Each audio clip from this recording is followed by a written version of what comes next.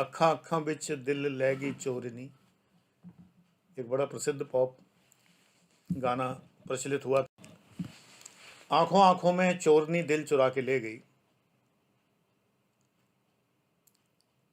मेरे ख्याल से अमिताभ जी के ऊपर भी एक गाना ऐसा फिल्माया गया है, दिल चुरा के ले गई कुड़ी पटाखा। ये वो, हालांकि मुझे अच्छा नहीं लगता, लड़कियों को पटाखा पटोला टाइप कहना बिल्कुल ही पसंद नहीं है। होता होगा भाई, एम्पावर्ड वुमेन पसंद करती होंगी इसे। अब मैं ठहरा पुराने ज़माने का आदमी। बात आंखों की हो रही है। आंखों आंखों में बात होने दो, मुझको अपनी बाहों में खोने दो। हीरोइन कहती है शादी हो जाने दो, हीरो कहता है शादी हो जाएगी। लड़का मनाने में लगा है, लड़की एथिकल वार्निंग दे रही है, शादी हो जाने दो, फिर सब ठीक है। ज़माने ज़माने का फ़र्क है, अब ऐसे गाने तो मिलेंगे नहीं। एक टाइम था कि गानों में भोजपुरी टच और पूर्वी भाषा का टच, अवधी का टच गानों की सफलता की गारंटी होती थी। सैया पिया टाइप के गाने हुआ करते थे।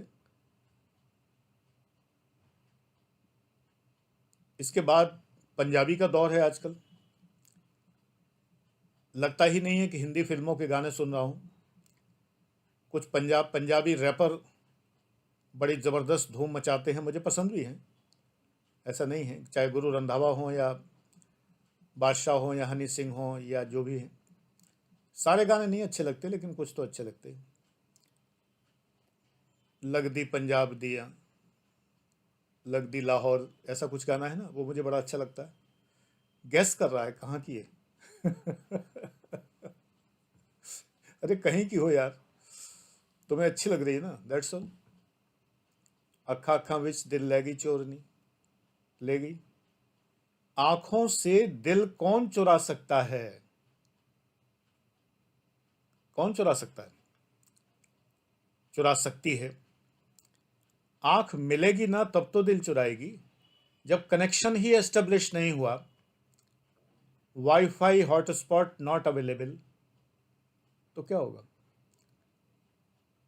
इसीलिए मैं बताता हूं कि दृष्टि निर्निमेष बड़ी ही सुरक्षित दृष्टि है। जब आपकी आंखें कहीं शून्य में खोई होती हैं, अनंत पे देख रही होती हैं, अगर आप देखते हैं तो सामने सामने का दृश्य नजर आते हुए भी नजरअंदाज होता है। तिरोधान कहते हैं इस ध्यान को। ये जो मेडिटेशन है, ये तिरोधान है। विश्व संसार ब्रह्मांड कायनात देखते देखते तिरोधान हो जाता है, तिरोहित हो जाता है। तिरोधान होना और तिरोहित होना, तिरोधान अवस्था है, तिरोहित होना क्रिया है। तिरोहित हो गया, बैठे बैठे गुम हो गए, गुम है किसी के प्यार में। उस परम ब्रह्म के प्यार में जो गुम होता है, उसकी आंखें परम ब्रह्म को खोजती हैं। मैं देखूं जिस ओर सखीरी सामने मेरे सांवरिया। बड़ा ही अच्छा गाना है, सुनिए। तो जब हम उस परम ब्रह्म पे निगाह टिकाए होते हैं, एक वीडियो में और कहा था मैंने, तो आपकी निगाह तो अनंत को देख रही है। हमारी जो आंखें होती हैं, इनकी स्पष्ट दृष्टि की न्यूनतम सीमा, जो मिनिमम लिमिट ऑफ विजन है, वो कितनी होती है? 30 सेंटीमीटर। नॉर्मल आई से हम 30 सेंटीमीटर से अनंत तक देख सकते हैं। 30 सेंटीमीटर से पास लाएंगे तो सब चीज धुंधली हो जाएगी। जब नजदीकियां बढ़ती हैं तो आंखें धोखा दे जाती हैं, साइंस का सिद्धांत है। प्रॉक्सिमिटी की थ्योरी है, प्रॉक्सिमेसिक्स या प्रॉक्सिमिक्स है, निकटता विज्ञान, प्रॉक्सिमिक्स है शायद। जैसे हैपेटिक्स होता है, स्पर्श विज्ञान, ऐसे ही ये प्रॉक्सिमिक्स है जहां तक मुझे ध्यान है। निकटता के कई मानदंड हैं। 1.5 फीट तक की दूरी, 1.5 फुट 15 इंच, 1.25 फुट 15 इंच तक की दूरी, किसी किसी किताब में 1.5 फुट लिखा है, 18 इंच। इससे निकट हैं तो वो व्यक्ति हमारे बड़े निकट होते हैं, हगिंग किसिंग वाले रिलेशन होते हैं। 1.25 फुट में और 1 फुट में ज़्यादा फर्क नहीं है। फिजिक्स कहती है, ऑप्टिक्स, कि 30 सेंटीमीटर से ज़्यादा जब कोई चीज़ करीब आती है हमारे, तो हम ठीक से उसे देख नहीं सकते। अगर हमारी आंखें सलामत हैं, मायोपिया नहीं है तो, मायोपिया अगर है तो देख पाएंगे। तो अगर हमारी आंखें, तुम्हारी आंखें एकदम स्वस्थ हैं, तो अगर कोई बहुत निकट आ जाएगा तो फिर हमारी आंखें काम करना बंद कर देती हैं। प्यार अंधा इसीलिए होता है कि प्यार में डिस्टेंस बहुत कम होती है, हम किसिंग हगिंग के लेवल पर होते हैं, इसलिए उस समय संसार तिरोहित हो जाता है, तिरोधान हो जाता है ब्रह्म की तरह से। इसीलिए कई बार जो है संभोग से समाधि की ओर, जो ओशो ने लिखा है, बड़ी गहरी बात है। संभोग में हम शून्य पे आते हैं, यानी सेक्सुअल एक्टिविटी के दौरान हमारे शरीरों के बीच की दूरी मिलीमीटर भी नहीं रहती, शून्य हो जाती है। तो संभोग शून्य पे है और समाधि अनंत पे है। अनंत में भी हम उसके करीब पहुंच जाते हैं, क्योंकि अनंत का दूना अनंत होता है, उसका 3 गुना भी अनंत होता है, और अनंत का 1000 गुना, लाख गुना भी अनंत ही होता है। एक बार हमने अपनी निगाह अनंत पर टिका ली, भ्रूमध्य वही तो है, जब कहते हैं भ्रूमध्य पे टिकाइए ध्यान करने के लिए, मेडिटेशन के लिए, यहाँ पर निगाह टिकाएं, नासिकाग्र पे टिकाएं। हालांकि परमहंस योगानंद जी नासिकाग्र को यहाँ कहा है, नासिका मूल को कहा है। तो अगर हम ऐसे देखने की कोशिश करें तो हमारी आंखें अनंत को देखने लगती हैं, अनंत क्षेपी अवस्था आती है, अनंत के लिए दृष्टि का प्रक्षेपण हो जाता है। और जब दृष्टि का अनंत के लिए प्रक्षेपण हो जाता है तो फिर आसपास का संसार दिखता ही नहीं है। तो अक्खा अक्खा विच दिल कैसे ले गई चोरनी, फिर तो चोरनी चोरनी बनी रहे चाहे जितनी। जब आंख से आंख मिलेगी ही नहीं तो दिल कैसे निकाल के ले जाएगी। दिल का कनेक्शन आंखों से है, और आंखों के सामने कोई चोर नहीं है, और वो आंखों का कनेक्शन एस्टेब्लिश करना चाह रही है, पासवर्ड डालती है, पासवर्ड फेल हो जाता है, mismatch mismatch mismatch, wifi not established, Bluetooth not established. दिल कैसे चुराएगी? दिल की फाइल का ट्रांसफर होगा ही नहीं, क्योंकि देखा ही नहीं। इसीलिए इस संसार में जब भी प्रेम का प्रारंभ होता है तो निगाहें मिलाना होता है। शुरुआत में निगाहें मिलाने को जी चाहता है ना? सुना है कि नहीं सुना है? अब मैं तो गाने अपने ज़माने के बताता हूँ, हालांकि तुम्हारे ज़माने के भी कम नहीं सुनता हूँ। निगाहें काका बिच और कौन सा है, नया ही ज़माने का तो है। लगदी लाहौर दी कौन सा है, तुम्हारे ज़माने का तो है। लेकिन मेरे लिए हर गाने का एक स्पिरिचुअल मीनिंग है। वो तो अभी लोगों की निगाह नहीं पड़ी है, नहीं लगदी लाहौर दी में लाहौर आता है। पता नहीं इस गाने को गाने वालों पे देशद्रोह का मुकदमा ना लग जाए कहीं, ये एक अलग बात है। ध्यान आ गया इसलिए कह दिया।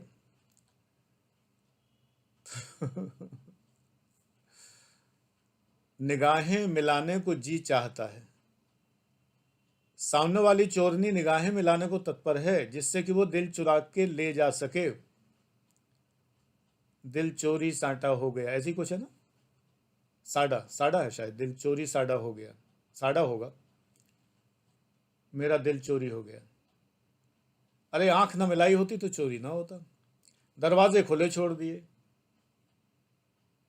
आंखें दरवाजे हैं, दरवाजे खुले छोड़ दिए, कोई भी घुस आता है।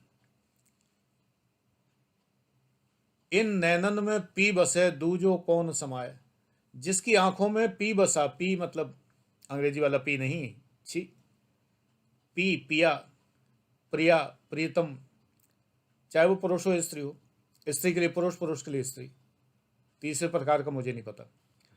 तो जब प्रियतम बसा हुआ है तो जिन नैनन में प्रिय बसे, दूजो कौन समाए, तो दूसरा कौन आएगा?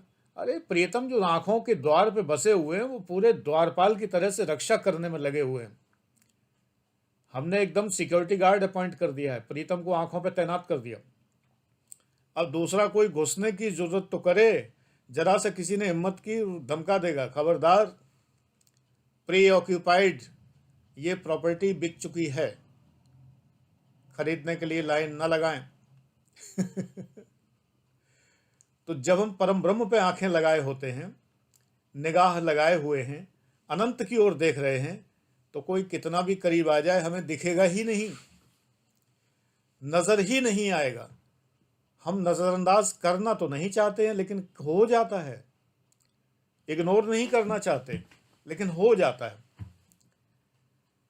मुझसे एक बार किसी ने पूछा, मेरी एक भाभी की सहेली थी, मैं पढ़ता था 12वीं क्लास में, और वो ज़माना ही और होता है जब सृष्टि में, पूरी कायनात में सौंदर्य ही दिखाई देता है। दुनिया में लड़कियों के अलावा कुछ दिखता ही नहीं है उस समय। तो मेरी भाभी की एक सहेली थी, खूबसूरत थी डेफिनेटली। तो उन्होंने एक बार कहा मुझसे, मैं कॉलेज से आ रहा था, बस उनके घर के आसपास ही रुका करती थी, ज़्यादातर उनके घर के आगे रुकती थी। उस दिन थोड़ी पहले ट्रैफिक रहा होगा, पहले रुक गई तो मैं वहाँ से निकला। उन्होंने मुझे आवाज़ भी दी, प्रमोद प्रमोद कहाँ जा रहे हो, कहाँ जा रहे हो, घर पर रुक के जाओ। मैंने देखा ही नहीं। मेरे दिमाग में एक ही बात थी कि अब मुझे घर पहुँचना है, पिताजी इंतज़ार कर रहे होंगे। जिसका ध्यान पिता पर हो, परम पिता पर हो, तो दिल चुरा के ले गई तो हो ही नहीं सकता। फिर मैं भाभी के साथ एक बार उनके घर गया, होली दिवाली किसी। भाभी बड़े प्यार से मुझे अपनी सब सहेलियों के यहाँ ले जाती थी। मैं एलिजिबल बैचलर था, तो अपनी सहेलियों को दिखाना भी चाहती थी कि मेरा देवर इतना क्वालिफाइड है ये।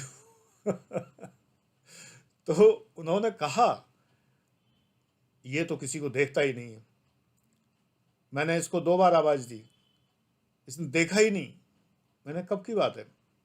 अरे एक दिन बस रुकी थी। मैंने, बस तो बहुत रेयर ही रुकती है आपके घर के पहले, हाँ 1-2 बार रुकी है कभी। तो मैंने कहा, मैं तो असल में ये जानता हूँ कि मेरे पिता इंतज़ार करते हैं, जो आने का टाइम होता है तो वो ऐसे पुत्र भक्त पिता भी नहीं मिलते कहीं।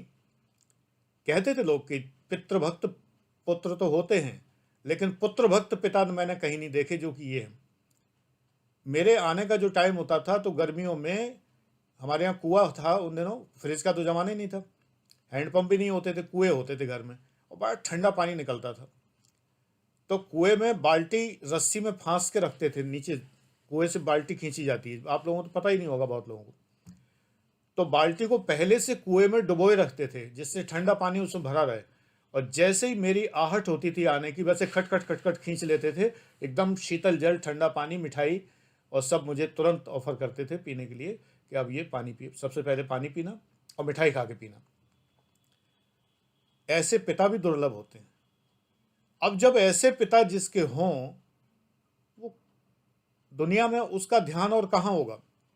अगर मैं ज़रा सा लेट हो जाऊं तो वो बैंत लेके चलते थे, हालांकि उन्हें सहारे की ज़रूरत नहीं थी, हृष्ट-पुष्ट थे ईश्वर कृपा से, लेकिन बैंत लेके चलना उनकी आदत थी। कॉलेज भी जाते थे, अध्यापक थे, तो बैंत हाथ में रहता था, छड़ी, तो वो लेके फ़ौरन बस स्टैंड पहुंच जाते थे कि लेट कैसे हो गया। तो लोग समझते थे कि पिटाई करेंगे, क्या लेट हो गए। उनकी आदत थी बैंत लेके चलना। लेकिन वो जब तक मुझे बस से उतरता नहीं देख लेते थे, बेटा यही रिश्ता हमारा तुम्हारा उस परम ब्रह्म से है। अगर हम उस केयरिंग परम ब्रह्म को एक केयरिंग पिता की तरह से और एक चिंतित पुत्र की तरह से उन्हें देखें कि मैं पुत्र हूँ, मुझे इस बात की चिंता है कि मेरे पिता मेरी बड़ी परवाह करते हैं, तो एक बहुत खूबसूरत लड़की भी जो आवाज़ दे के बुला रही हो बार बार, वो भी इग्नोर हो जाती है। मेरा एक दोस्त था असीम बनर्जी, इलाहाबाद विश्वविद्यालय में जब मैं पढ़ता था, लड़कियों से बहुत शर्माता था, शादी नहीं हुई थी, मैं तो बहुत पहले विवाहित था, बहुत शर्माता था। मैं कहता था कि तुम्हारी शादी होगी तो तुम तो पत्नी की ओर देखोगे भी नहीं। बोला तब देख लेंगे। तो मुझे जो लोग जानते थे वो कहते थे कि ये लड़कियों की ओर देखता नहीं, आकर्षित नहीं होता, सारी बात है, पता नहीं बीवी को भी जो है भाव देगा भी कि नहीं देगा। लेकिन खैर संतान समय पे उत्पन्न हुई, एक के बाद एक दोनों बच्चे। लोगों को विश्वास हो गया कि पत्नी को भाव दिया होगा तभी, तो ये उनकी समझ में आ गया होगा लोगों की। We should have a selected choice. ये नहीं है कि हर जगह चारों तरफ इधर उधर यहाँ वहाँ। बेटा, you are not a platform that anyone can come and go through. Platform मत बनिए। लड़कियां घास नहीं डाल रही हैं, पशु मत बनिए घास खाने वाले, घोड़े नहीं आप। चॉइस आपकी होनी चाहिए कि आप किसको देखेंगे, किससे बात करेंगे, किसको अपने जीवन में आने देंगे, किससे प्रेम करेंगे और किससे विवाह करेंगे। ये चीजें आपकी चॉइस होनी चाहिए। अगले की चॉइस की पूरी सम्मान करिए। ये थोड़े है कि आपकी चॉइस है, अगले को चॉइस नहीं है तो आप जबरदस्ती करेंगे, नहीं, गलत बात है।